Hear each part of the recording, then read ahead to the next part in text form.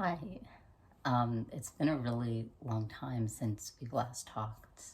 Um, and I just want to share what I've been up to and where I've been. Um, sorry. So I've been hospitalized 3 times in the last 6 months, kind of like one after the other. And right now I'm in a intensive outpatient program that I go to. And I have to go to this other program possibly for 6 weeks. And I just want to share what I've been up to kind of destigmatize mental illness and to just be upfront with you all, because y'all are my family. So I just want to let you know that I'm safe, and I've been having a hard time for a while. It's really hard when you have a lot of childhood trauma and then just trauma again in college for many reasons, and then just trauma everywhere. I don't know. But yeah, healing. I just want to. Sorry, I just want to share my experience, my journey, in case anybody else is struggling or possibly going to a psychiatric hospital. And I just want to, I guess, talk a little bit about my experience and my diagnoses, in hopes that it helps someone else.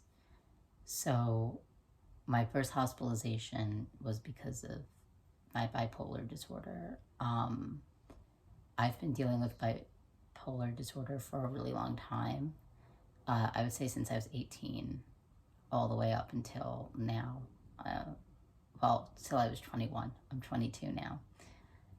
And it was just really a lot. I was in the school psychiatrist school social worker's office every other week, because I was manic or in a mixed episode or depressed. And that person asked me if I was ovulating, if I was on my period, because I'm trans, and that's why I was having cycles, which is not true. And it's also misogynistic. And yes, the person was a cis man, a white cis man. I don't know his sexuality though, so I can't call him a cis het man because I don't know.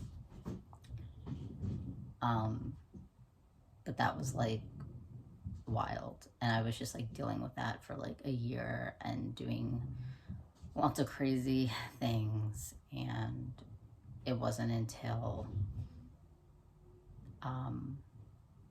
this past summer when I was because my psychiatrist was who knows a lot about bipolar disorder, that's her thing, is bipolar.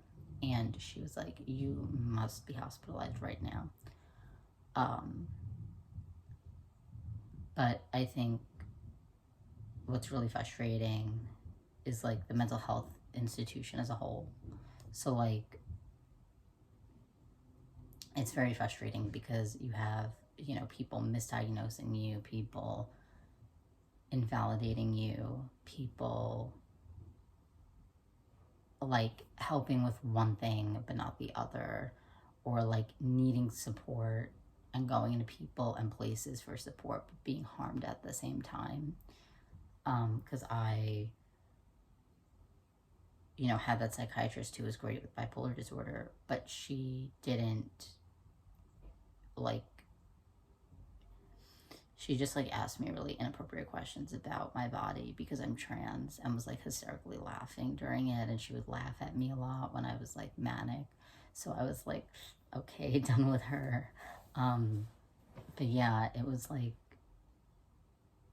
interesting. And each hospitalization was different because I went to 3 different places. So I went to South Nassau, I went to New York Presbyterian, and then I went to Four Winds. So the I can't even say like what the best hospital is, because the first one was like there was nothing to do there. It was like white walls, white everything, fluorescent lighting, and that's like very uncomfortable for anybody, but it can be like really painful for like autistic folks. And like I might be autistic, so I'm just letting you know, because it's like I'm saying that not because like fluorescent lighting can't be harmful to like allistic, which is not autistic folks, but like it's worse for folks with autism or folks who are autistic. And like I just remember like sleeping a lot because I was recovering from my mixed episode, and like every 15 minutes a new person came to like sit with me, and they wanted to have a whole conversation and ask me like to explain my bipolar to them, even though like they should know how to do that. They should know what bipolar is. And like I was like, I am literally so tired because I'm recovering, and also like too much social interaction for me. Like I wanted to cry. I was like, do I have to talk to you too? um, but the second hospital, New York Presbyterian, was kind of like the first, but an upgraded version. So they had like comfy chairs, they had a living room, they had a TV, they had a piano, they had an elliptical, they had iPads. Like they actually gave you an iPad, and I could like text my boyfriend on it all day. So if you're watching this, hi honey. Hopefully he doesn't watch this, but yeah, it was a time. And we would like FaceTime audio call, and I could do it in my room. And when he came to visit me, it was snowing, and like the staff actually like shut the door to give us like privacy, so that was nice. And I really did love seeing him. So, and then my third hospitalization was at Four Winds, and they were really good for doing an in-depth like look at me, in-depth evaluation. But there was a lot of transphobia, unfortunately. There was transphobia from the person testing me. There was transphobia from the people there. Like, people asking me my dead name in front of everyone. People telling me that I'm cute for a girl, even though I'm not a girl. So it was it was a lot. And I was roomed with a cis woman who is a lovely person. She is amazing, and I still talk to her to this day, and she's a real one. But they like forced me to room with like a cis woman, and they actually told me that I have girl parts. So, and I was like, where do I have girl parts? So don't answer that, for real. That's just a rhetorical question. But yeah, like they did a lot with like helping me talk to my dad and like my family about my diagnoses. But because New York Presbyterian, I would say, is like a good hospital in terms of like I had my own room, I was on the boys' side, I made a lot of friends. Like when I left, I was hysterical crying because I had to leave all the people I met.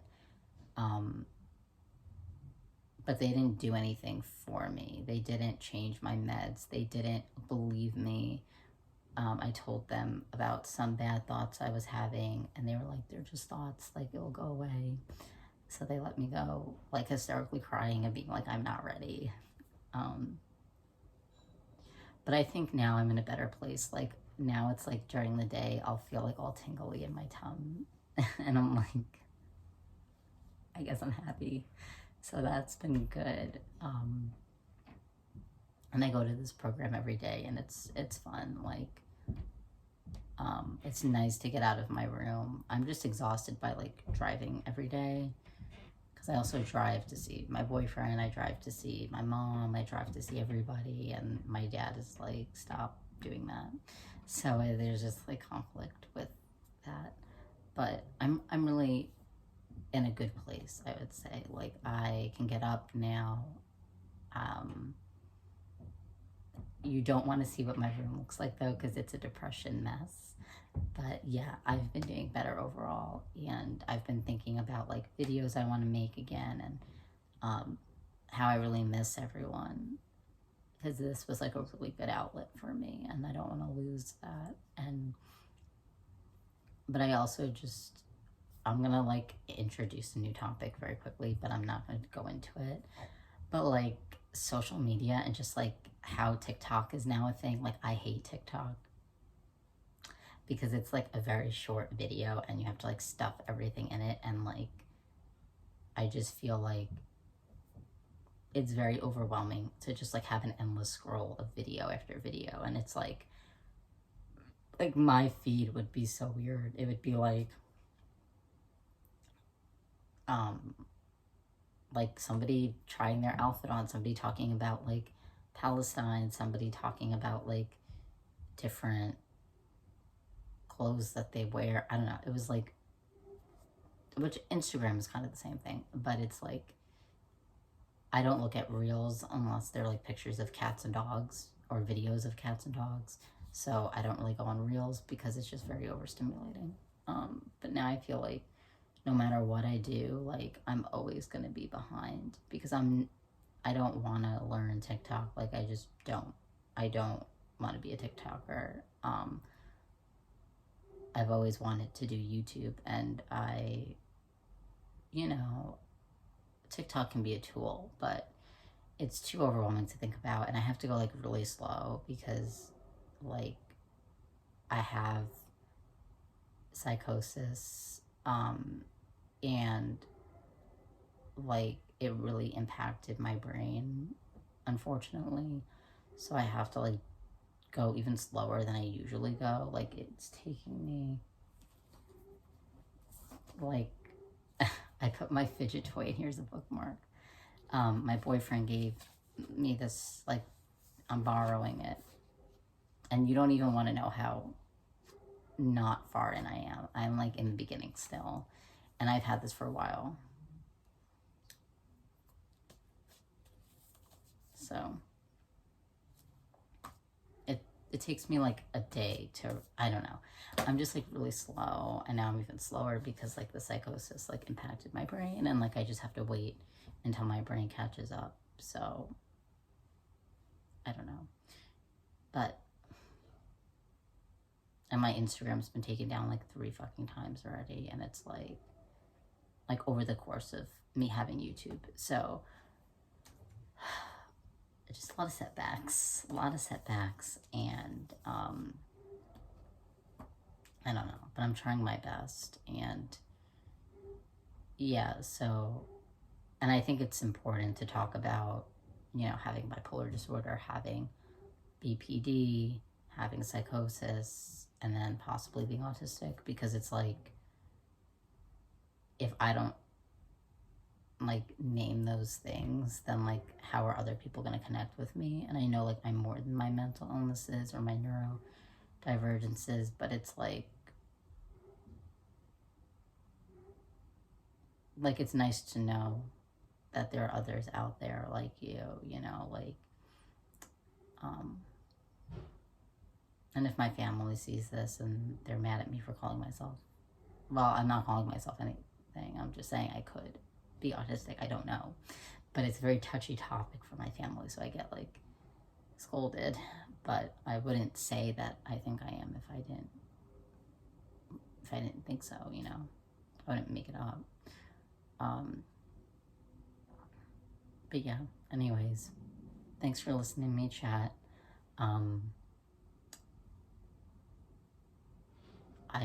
I hope this was a helpful video in some kind of way, and I am going to post it because it's important that folks know that like I'm safe, and that, you know, I had a hard time, but I'm coming out of it after I go to the 6-week program now. But I'm not going to make any videos really until I'm done with the programs. So yeah, but thanks so much for listening, and I hope we all can continue to connect on here. Um, let me know if you like my new haircut, because I'm kind of digging it now. When I first got it, I was like, it's too short, but I like it. And Carlin, my hairstylist, Carlin Cuts on Instagram, they're amazing. So, okay. Yeah. And I hope you're all okay too. And I'll see you soon.